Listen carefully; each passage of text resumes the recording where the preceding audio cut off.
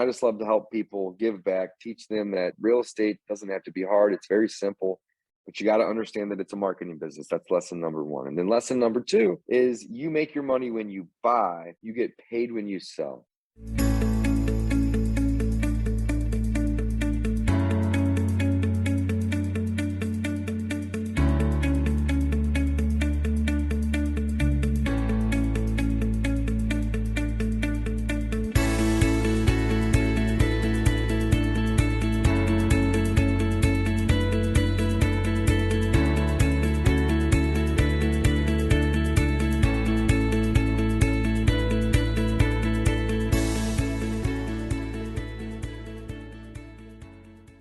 If you're watching this on YouTube, make sure you smash that like button and click subscribe.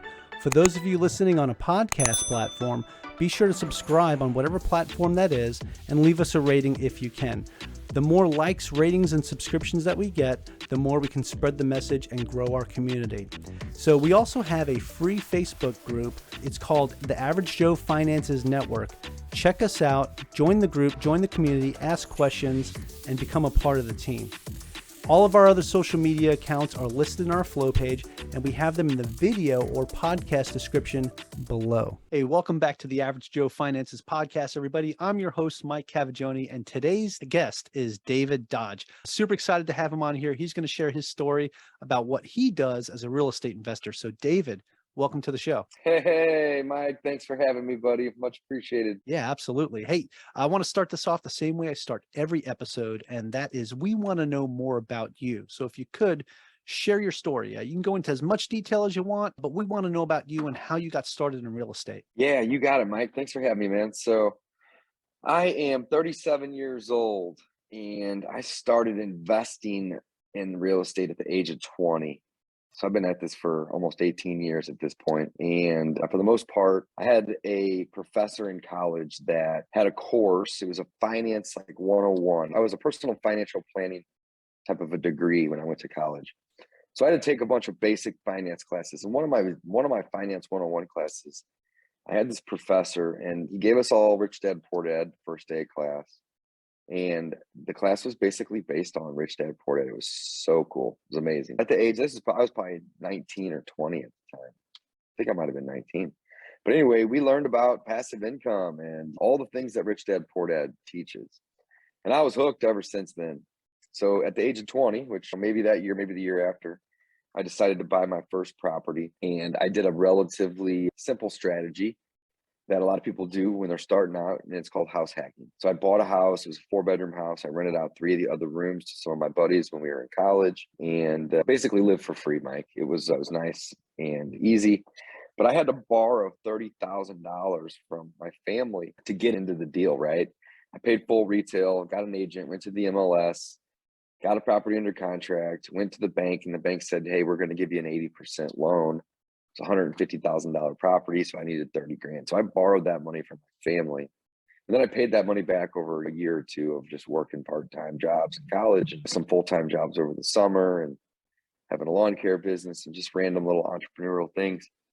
Long story short, not to bore everybody, is over the next 10 years, I had various jobs. I had various entrepreneurial businesses where I would sell products online or build websites for people or just do random things. And I would use real estate as a place to park money. I've never really been that great at saving money, but I've been really good at paying debt, really good. So what I would do is I would keep borrowing money or I would save money and I would do like I did. And I did the house hacking thing 3 times in college. And then the next 7 years, I had different businesses. I had different jobs, but I continued to buy essentially a house a year. And in fact, at the end of that 10-year period, I had 12 houses. Now I didn't have these houses paid off. I had 80% loans on all of them. I either had to save 30 grand rough or I had to borrow it and pay it back over a year or two's time. So as you can see, this is a very slow strategy. It's a very unscalable strategy. It requires you to save 30 grand or have access to it, then go use that as your down payment to get a loan.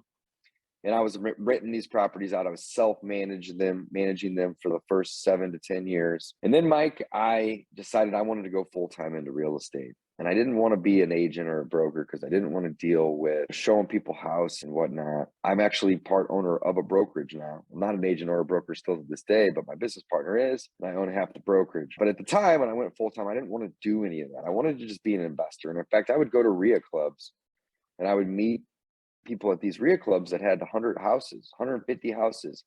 I think I met a guy in the first 6 months of wanting to be a full-time investor. So this is about 7, 8 years ago.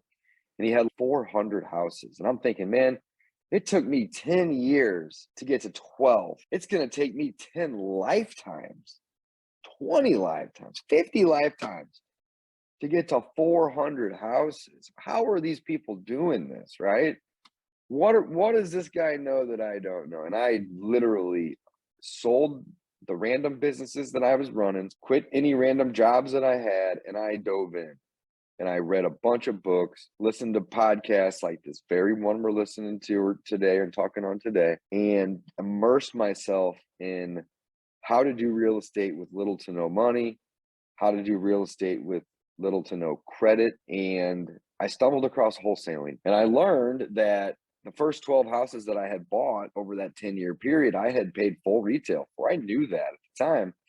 But I didn't really know much about motivated sellers and how to find deals and that they even existed. And again, I immersed myself in creative financing and wholesaling. And I struggled for about 3.5 months. And then I hired a coach. And within 2 or 3 weeks, I got a deal.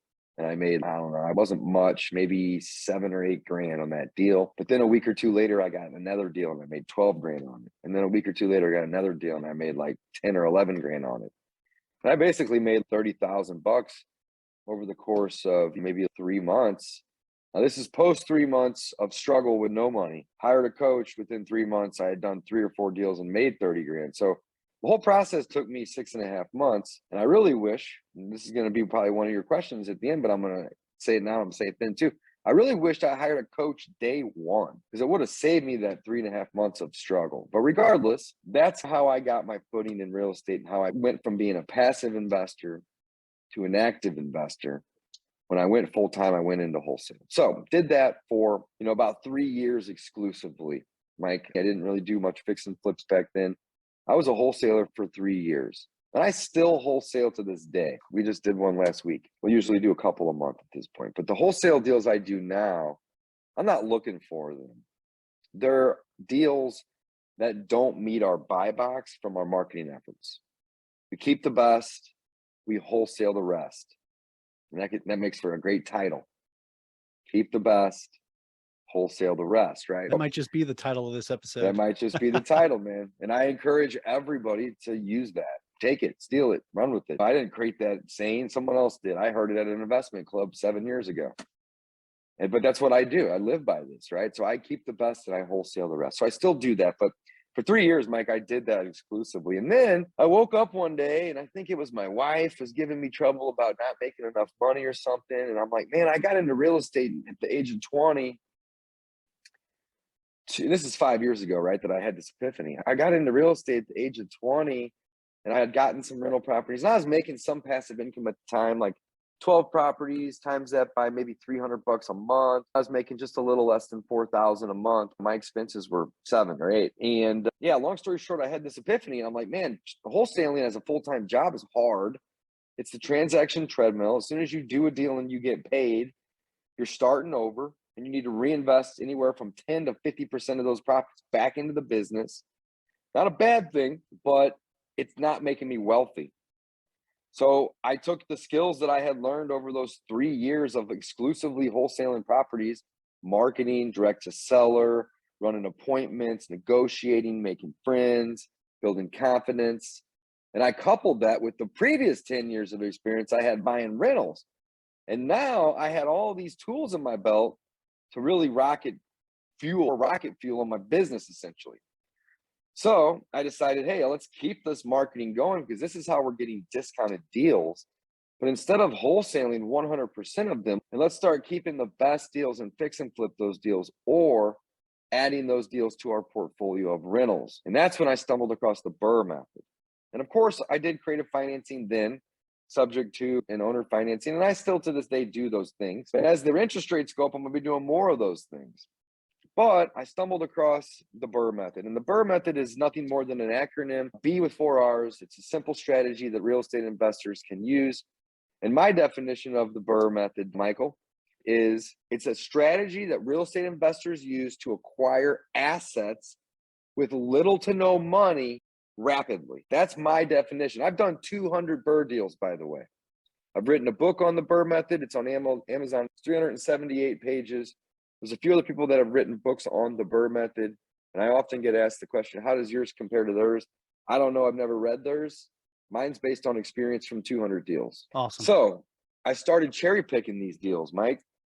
And in the beginning, when I was doing the BRRRR method, I was leaving 10 or 15 grand in a property. But to me, that was a home run because it's way better than 30,000. The average price point when I started was about 150, and oddly enough, it's maybe 180 to 190 now, so it hasn't moved that much. And 20% down is 30 plus thousand. If you can do it for 10 or 15, that's great. Well, over time, I refined my skill, and now I average $1,200 out of pocket, which means after 3 or 4 months of cash flow, I don't have any money in that deal, and it's infinite returns at that point. So it's really cool. So the rest is history. Thanks for listening. Hopefully I didn't bore anybody.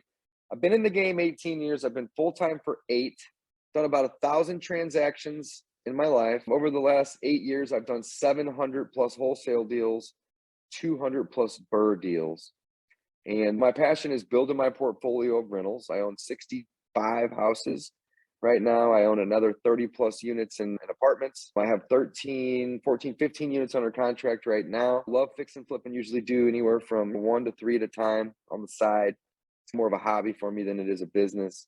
Of course, I make money though. And I love teaching and coaching at this point. My portfolio brings in over 20,000 a month passively. I'm going to continue to grow that. But at this point, I just love to help people learn how awesome real estate is and how investing doesn't have to be complicated, doesn't have to be hard. In fact, it's very simple if you're consistent. And you know a couple things. Lesson number 1, guys, real estate investing starts with marketing. So really what that means is that we're in a marketing business before we're in any other business. And then, yeah, we can invest and take risk and fix and flip and add rentals and do these things, but we can't find these things on the MLS typically, maybe a few. I buy about 100 houses a year, Mike, on average. And I usually get less than 5 on the market a year, maybe 2, maybe 3, not many. Yeah. And that's an average over 7 or 8 years of time. Average about 100 houses a year, maybe 5 or less are on the MLS. So 95% of the properties that I'm buying are off market because that's where you find deals. You don't typically find deals on the MLS. And again, at this point, I just love to help people give back, teach them that real estate doesn't have to be hard. It's very simple, but you got to understand that it's a marketing business. That's lesson number 1. And then lesson number 2 is you make your money when you buy, you get paid when you sell. Now, we all want to get paid, but we won't get paid very much if we don't buy good. And you might even buy bad and not get paid at all and actually have to pay money to sell that deal. So how do we make money in real estate? We don't make it when we sell it. We get paid when we sell. We make money in real estate when we buy deals. It's that simple. So lesson number 1, this is a marketing business. Lesson number 2, you make your money when you buy. So the rest is history, Mike. I love teaching people. I love podcasting. I'm grateful to be here. Happy to chat with you about it. The BRRRR method is my passion because it allows me to acquire rentals with little to no money. Again, my average at this point is $1,200 out of pocket. Some deals I can walk with money. I did one about a month ago where I walked with $7,000 on a deal. Did one maybe 5 or 6 months ago where I walked with $53,000 on a deal. That means I have no money invested. I bought it with somebody else's money. I rehabbed it. Bought it, rehabbed it, rented it. And then I took it to a bank and I refinanced it. And I was able to pay back my lender for the purchase, the rehab, the closing, the utilities, the holding costs, and the interest. Added the asset to my portfolio, cash flowing asset with little to no capital expenditures needed because I rehabbed it already, at least for the next 5, 7, 10 years, and then refinanced it at a long-term fixed rate. And I'm creating a lot of debt for myself, but it's good debt. And I love good debt because good debt's debt that someone else pays off for you. Bad debt is debt you have to pay off. I don't have any bad debt. Happy to say that. But I got a lot of good debt. And that's what's making me a millionaire. It's making me rich because every single month, not only does my portfolio spit off $20,000 plus worth of cash flow, which by the way is taxed way less than earned income because the government wants to reward people for providing housing to their neighbor and their fellow American. And on top of that, all of these tenants that are renting these properties are paying these properties down $20,000 to $30,000 a month. So you can see how this is going to snowball your wealth. Additionally, when I buy rental properties and I capture $30,000, $40,000, $50,000 worth of equity in these deals, I'm not taxed on that equity. That's one thing I think that a lot of people, they don't realize, regardless if they're in real estate or not. And this is something that you will be hard pressed to have a financial planner talk to you about, which I think goes against their fiduciary duty to you, is that you are taxed on income. When it comes to the IRS tax code, you are not taxed on wealth. So if you create wealth, you don't pay any tax. When you create income, you pay tax. So now that you know this, and now that the listeners know this, hopefully you did. Most people, 99.9% of people don't. Now that you know this, are you going to wake up tomorrow and focus on making more money or creating more wealth?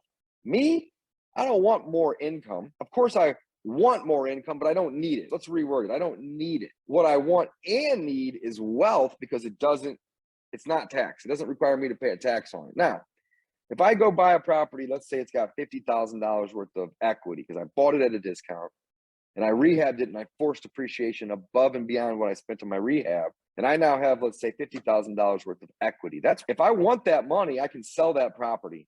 And then I have an income event, which is going to be taxable. But I don't have to sell that property if I don't need that money, number one. And number two, if I do need that money, there's an alternative to selling that property, and that's going out and getting a loan against that equity. And that loan isn't income either, it's debt. And you aren't taxed on wealth or debt, only income. So I make a good income, but I've essentially tried to cap my income at this point and try to keep it below a certain level, because the more money I make, the more money I have to pay Uncle Sam. I don't like paying taxes. Hopefully every single person listening to this or watching this agrees that they don't like paying taxes either. Taxes suck. They get mismanaged. They're robbing us of our money, our hard-earned money. So how do you prevent taxes or mitigate them or reduce them legally? Keyword there, legally. You buy real estate. You focus your efforts on creating wealth, not income. Now, the great thing about rentals is they do both. They create income and they create wealth. But here's the coolest part. The income that is created from these rentals is taxed a lot less because it's passive income versus earned income. There's 5 different buckets in which the IRS will tax you on your income. And the earned income is the highest tax. The passive income is the lowest tax. That ain't fair. Let's be honest. That shit ain't fair. But it's the law. What? Crazy. Guess why it's the law? I'll tell you. I know. It's because rich people write laws to protect rich people. When's the last time you saw somebody at Taco Bell or Jack in the Box? And no offense to anyone that works at these establishments, but when is the last time you saw them become a senator? To my knowledge, it's never happened. It costs a lot of money to run to be a senator or a state representative. It's wealthy people that get these roles. These are our lawmakers, guys. These are the people that are writing the laws.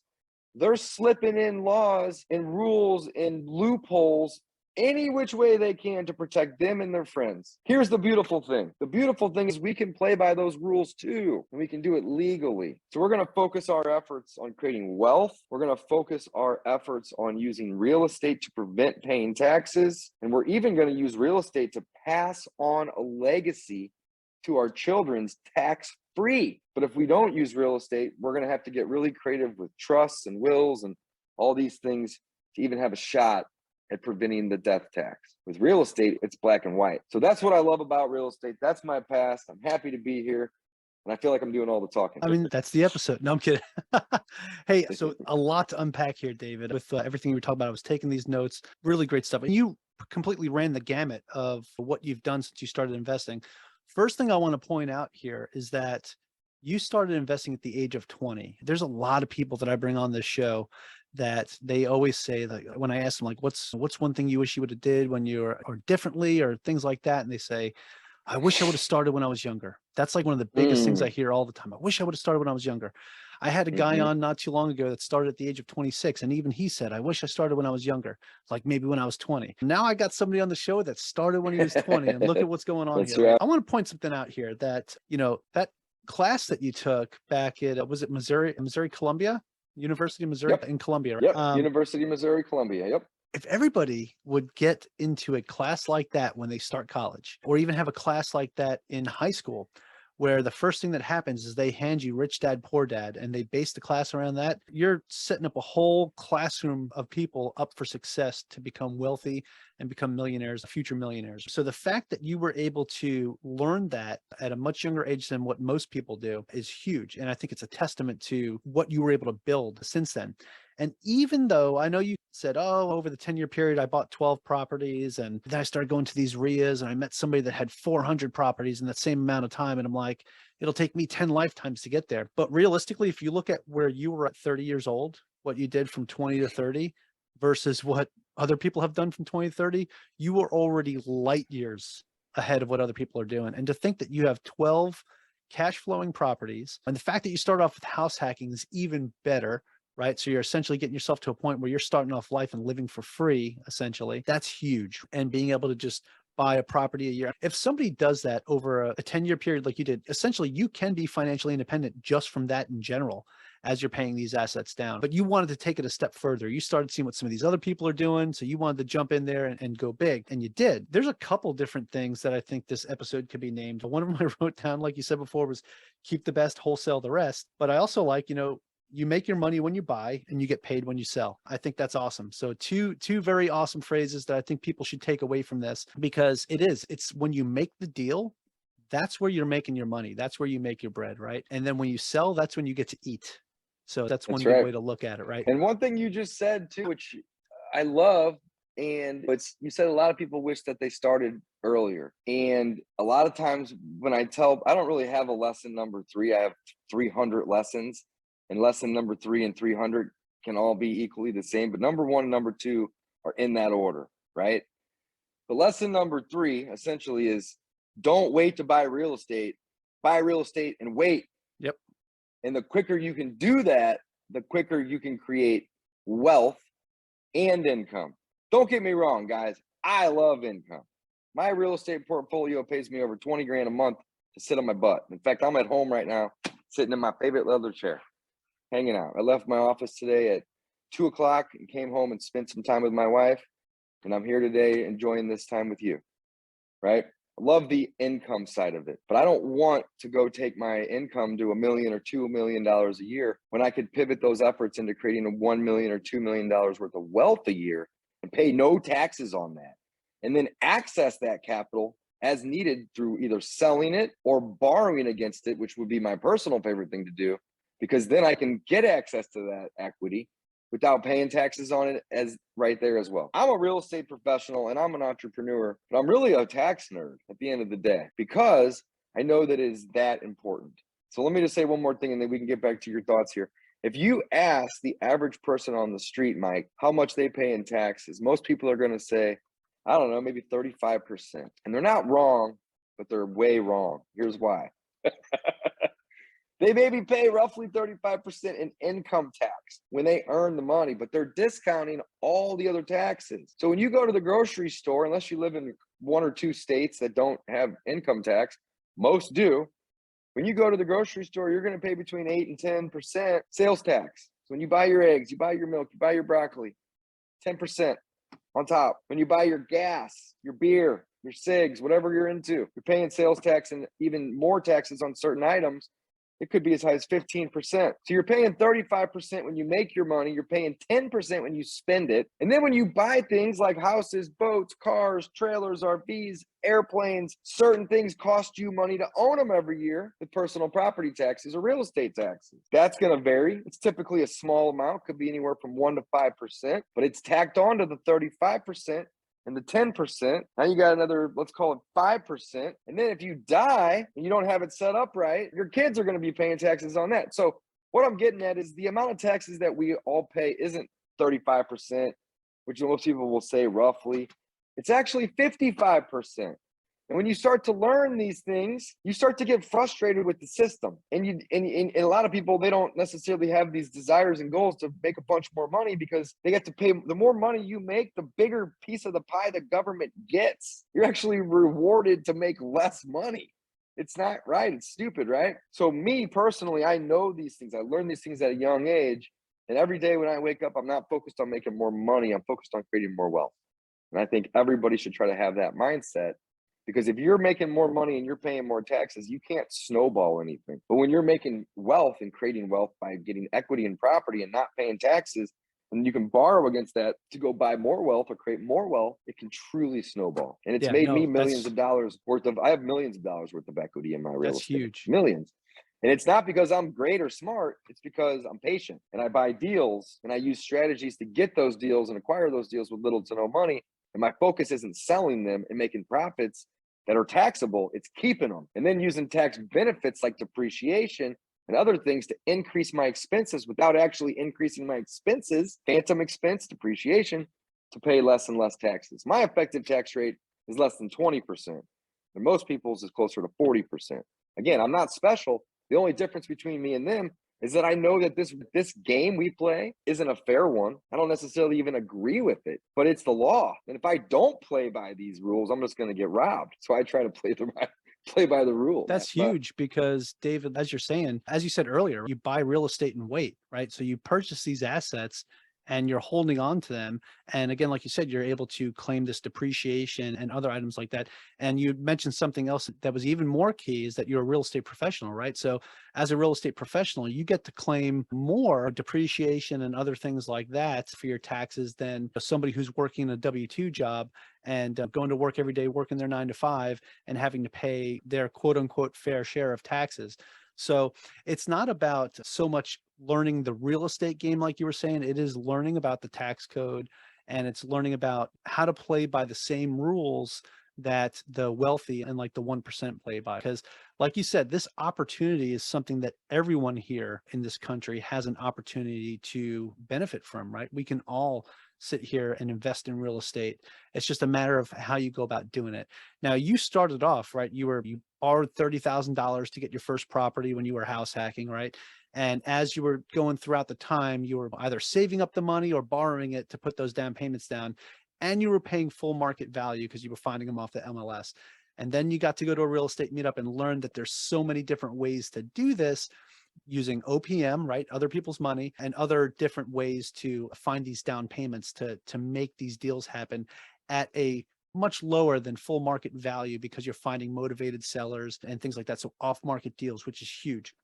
That's exactly right.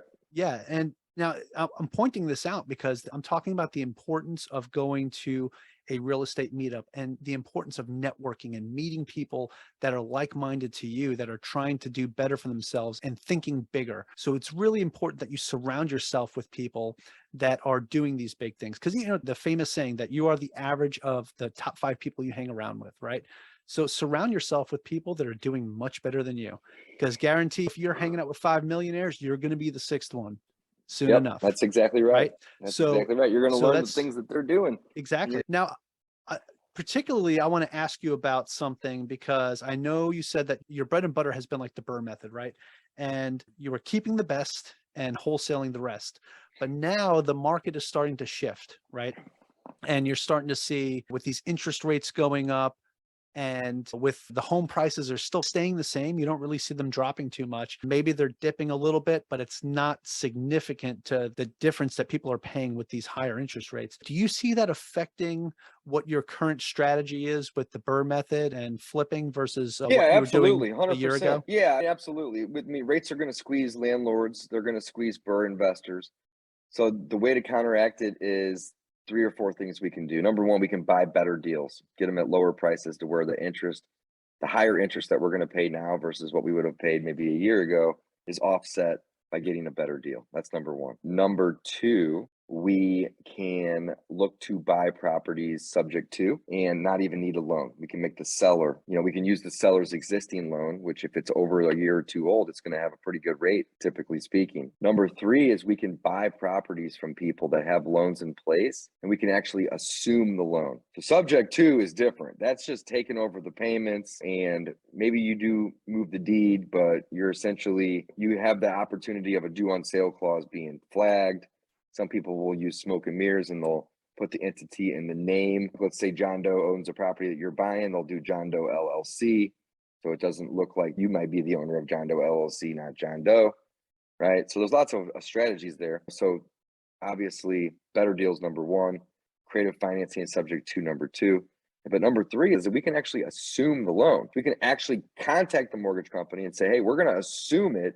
We're going to need to get qualified and they're going to have to approve us, but we can actually take it over subject to without it being subject to. We're going to assume that loan. So we're starting to pivot into doing some more of those.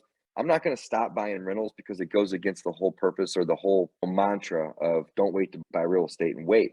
We have pivoted to doing more wholesaling over the last few months as rates go up, and we're definitely more selective with our ARVs and our rehab budgets. We're definitely being much more conservative with both. But whenever these things happen, it also thins the herd. Inventory's been historically low over the last 12 months. And it's also, what that's done is it's made it a little bit more difficult for us to find deals, but it also thins the herd. So there's less people looking for them at the end of the day. I don't think that the market's going to tank or crash. Yeah, we may have a little recession, but that's healthy. If we didn't, it'd be scary. And the best money that I've ever made in wholesaling or flipping has been in recessionary periods. It's been in markets that have been trending down or have been flat, not ones that are appreciating. So there's always going to be a pro and a con, but I'm here to stay. I'm not going away. Over the last 2 years, I've started to migrate from small commercial loans with 3 and 5 year fixed rates to 30-year fixed rates to my LLC through some of these hybrid lenders where you pay a little bit more upfront for the closing costs. You may have prepayment penalties,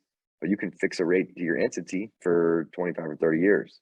I've probably gotten, I'd say a third, a little less than that, but pretty good, pretty close to a third of all my mortgages on 30-year notes under 4.5% or 5%, which is good for a commercial loan. So there's lots of things that I'm doing to prepare. But what I'm not doing, Mike, is slowing down my marketing or stopping it. Because yeah, we're adding leads to the system just like we always have, but we may be converting less and less of them. That's okay, because we're getting these leads still, and we're following up with these leads. And we're using these new creative strategies like assuming loans and subject to be able to still get ourselves into positions where we can make money on deals. We can wholesale deals. We can add deals to the portfolio. We can fix and flip those deals. Our buy box has gotten a little bit tighter, but it would be foolish if it didn't. That would be loose. That would be not very conservative. And as the economy starts to tighten up a little bit, we as business owners need to do the same. So it's only healthy to take a look at your books every now and then and say, hey, maybe we need to lean this out a little bit. Maybe we need to slow down on this or that, but don't stop. Yeah, That's absolutely. the main thing. Yeah, don't stop. And also, one of the things you're talking about is you're looking at different strategies, other creative strategies to help these people out that are in extremis and they still have a problem that they need to solve, right? Which is they need to sell their home, they can't make the payment anymore, things like that. You're providing a solution to their problem still, which is fantastic. So I think honestly, David, through your intro and just a few questions I was able to ask, we've really extracted so much value out of this interview. It's been absolutely fantastic. So I'd like to go ahead and transition this into a portion of the podcast that we call the final round, where I'm going to ask you 4 hard-hitting questions that are going to be a testament to who your character is. But I think I already know what some of these answers are going to be just from having this short conversation with you. So if you're ready to go, we'll get this party started. I'm ready to rock. Let's do it. All right, let's do it. So the first question of the final round is, what's the biggest mistake you've ever made? The biggest mistake I've ever made, well, let's put it this way. I've done close to 1,000 transactions and I've only lost money on 3 deals. All 3 of those deals shared 2 common things that I did wrong. So I would say the biggest mistake is A, overestimating my ARV, or B, underestimating my repairs. And here's the cool thing. You can get one of those 2 wrong on a deal and break even or even make some money still. But when you get both of those 2 things wrong, you're going to lose money. So the 3 times, I've only lost money on 3 deals out of about 1,000. It's a pretty good batting average. But both times I overestimated my ARV while simultaneously underestimating my repairs, and I got in trouble. So don't do those 2 things. Yeah, don't finagle the numbers to make it work for you. Fantastic Yeah, lesson whenever learned. you can finagle them, but don't finagle them out of reality. Yeah, it's always the things like that happen that you could call it a mistake or things like that, but realistically, you could look at it now and say, hey, it was just an expensive education. You just paid Yep. to learn something right there. Awesome. Okay, so the next question of the final round is, what is something that you've learned that you wish you knew when you first started? And you touched on this already, but just curious to see if you have anything different on that. Yeah, so really, I would say don't wait to buy real estate, buy real estate. Wait, that was a big thing. And I acted on that right away. But I wish I would have bought more real estate at least prior to 2 years ago and held it because we've seen some crazy appreciation over the last 2 years. Another thing is that I wish I learned out the gate that this is a marketing business. It took me 10 years to learn that lesson, 10 years. And then it probably took me another 1 or 2 years after I went full time to learn that the money's made when you buy the deal, not when you sell it. You get paid when you sell, that's obvious, but it's made when you buy it. So there's two or three things right there, but they all are equally important. Awesome. Yeah, great things that, great lessons to take moving on. And for my listeners, this question right now is probably the biggest one. And that's, do you have any tips or tricks that you would recommend to someone that is just getting started today? Yeah, absolutely. Hire a coach. There's a lot of people that have success on their own. There's 10 times as many people that don't, and they give up and they quit and they fail, or at least they do in their eyes. And the cost of hiring a coach is going to be very small in the big scheme of things. I know people that say, I hired a coach maybe 6 months ago, $25,000 is what I paid him. And he coached me for 60 days. I think we spoke once a week during that time.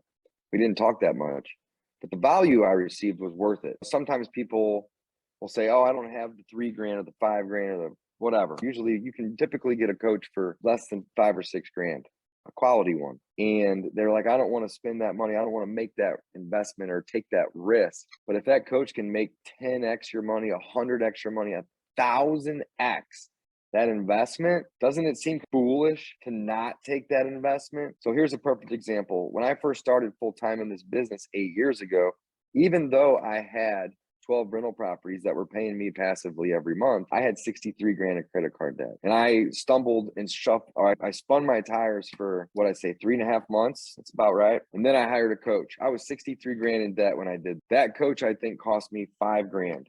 So I went from 63,000 in debt to 68,000 in debt.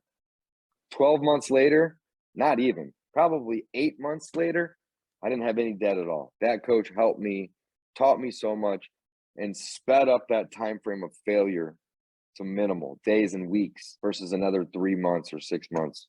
So I would simply say, guys, the number one thing I could tell anybody and everybody that's looking to truly do this, not just dabble, jump in, make this a full-time gig. Maybe you make it a part-time gig. That's fine too. But essentially create passive income and achieve financial freedom. It's a hard go at it by yourself. Find a mentor, find a coach, and get that guidance that you need to get you to where you want to be.